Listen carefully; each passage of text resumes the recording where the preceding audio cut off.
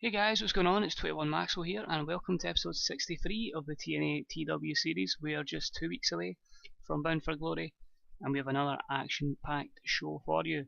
This week's episode will take place again in the Mid-South region. We are at the AT&T Center in San Antonio, Texas. So today's show has 11 segments scheduled for it. Most of them affect the card at the pay-per-view, and we have one pre-show segment just to try and get a couple of guys some overness. So let's get cracking on with the show. And it is in a match that had some good action and average heat. The Model Citizens, Harry Smith and Drew Galloway, defeated Christopher Daniels and Mr. Anderson in 10:41, and Harry Smith defeated Mr. Anderson by pinfall by using underhanded tactics, and then got a solid 72 B- to get the crowd up and ready to go for what should be an awesome show. And Mr. Anderson's improving his flying skills, so that's a good start. I'm happy with that. And I hope the 11,307 in attendance enjoyed that opening match. The show then starts. CM Punk is shown backstage being interviewed by Matt Striker. The interview soon devolves into CM Punk cutting a humorous and insult-ridden promo concerning the state of the entire promotion, as well as several individuals. It includes the likes of Adam Cole, Drew Galloway, Doug Williams and Chris Hero. CM Punk looked good, Matt Striker looked lost. The Battle of Honor storyline has advanced, and I get a solid 80 B rated segment there, so a good start to the show. And Matt Striker's developing better performance skills, which hopefully will go alongside his brand new contract that he's just signed. CM Punk is then being attacked by Samoa Joe, Adam Cole and Chris Hero in the ring after the interview. Seeing the assault, Team 3D come into the ring and fight all three off, saving CM Punk from a serious beating.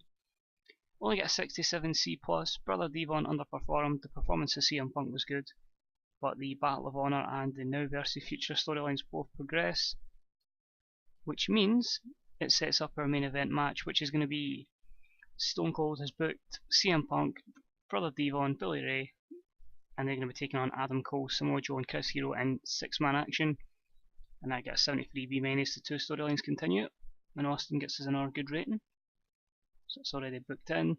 In a match that had some good action and average heat, Ricochet and Jacob Goodnight defeated AR Fox and Rob Van Dam in 9:41, when Jacob Goodnight defeated AR Fox with the chokeslam from hell. 55 C-, again it's just keeping RVD away from getting that pinfall defeat to Jacob Goodnight, so Goodnight's getting more and more frustrated.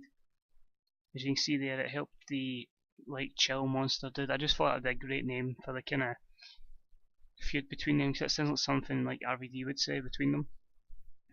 But overall, AR Fox improving performance skills, and that gives us 2 matches for Bound for Glory. And the match had some good action, but not much in the heat. Celeste Bonin defeated Amazing Kong in 9:09 with a fast roll up, just to give Celeste Bonin a bit of momentum.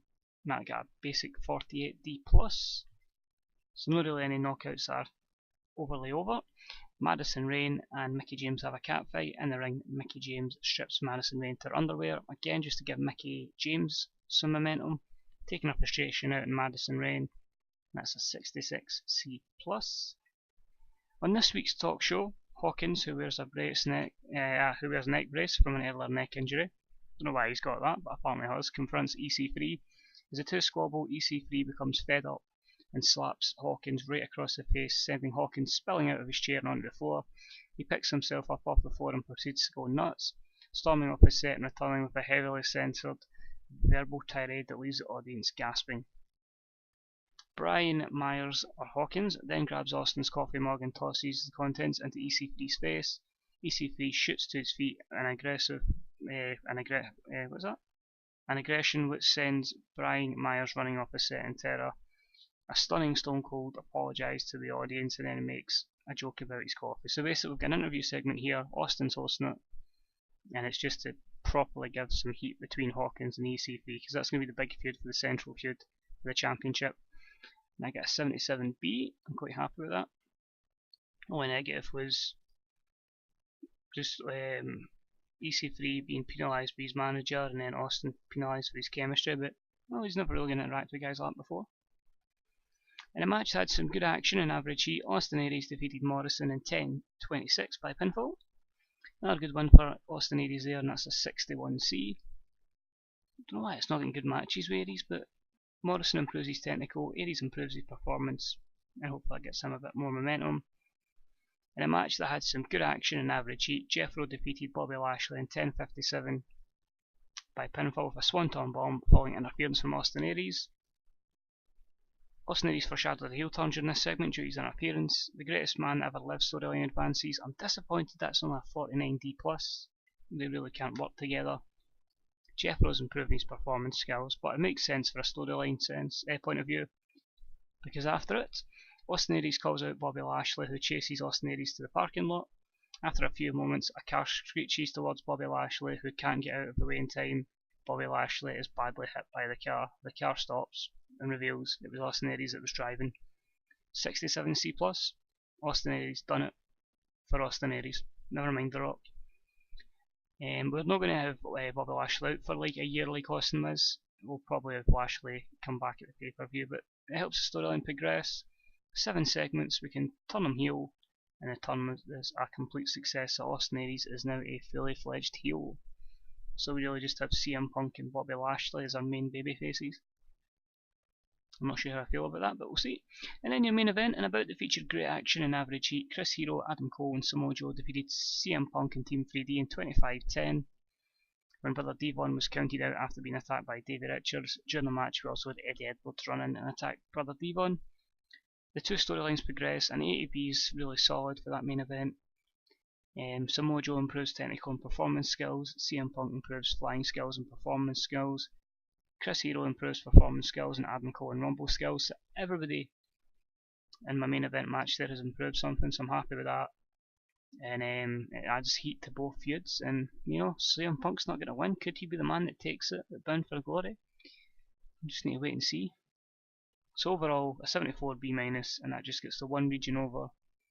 But still, we're getting these B's and B-, and that's what I'm aiming for. As long as we're not losing popularity anywhere, then all is good in the hood, as they say. So hopefully the only place that's went up then is the Mid-South, and that gets closer to becoming national. And hopefully yet again we get a good rating, because next week is the go home show before we have the big pay-per-view. Really hope we deliver it Bound for Glory. Let's see if anything's happened. Impact was drawing a lot of praise, so that's good. NXT Survivor 2, what happened in that? Kalisto defeated Enzo Amore for the NXT title. That's interesting. Vicky Guerrero is going to re-sign with WWE. They've offered a contract to Jimmy Uso. Little ended up became Poach. Overall, quite happy with that. Decisions, it's just Al Snow renewing his contract as a road agent. You should get deals to continue to bring in, extend the contracts of Matt Striker, Eric Young, and Jesse Goddard. I'll probably bring Eric Young back up after Bound for Glory. Quick look at the size, Mid-South, everything seems to be the exact same.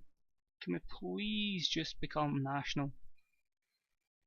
Anyway, let's check our email, and we're down to a 7.19, so I think last week was just a very good episode that drew ratings, and this week's back to still good, but you know, it could be a lot better. It's a storyline roundup again. The Battle of Honor is an 80B, so that's really just a main event feud. That's excellent. The Central titles at 69C+. Greatest Man Ever Lived is at 64. Hopefully that'll pick up now that Aries is a firm heel. The Hardys are at 54C-. RVD's is down to a 50D+, but hopefully we'll pick that one up. And the Wolves against the Team 3D has really went up because of that. And it will just basically mingling with the main event. So I'm happy with that. It's a good rating, and hopefully they can kick on and both teams can benefit. So hope you've enjoyed this episode, guys. As I say now, we are 2 episodes away from Bound for Glory. The next episode of the We Go Home show, the episode after that, is the big event. Hopefully we get a good rating, and hopefully guys you'll join me for it. So until then, take it easy, and I'll see you again real soon. Bye bye.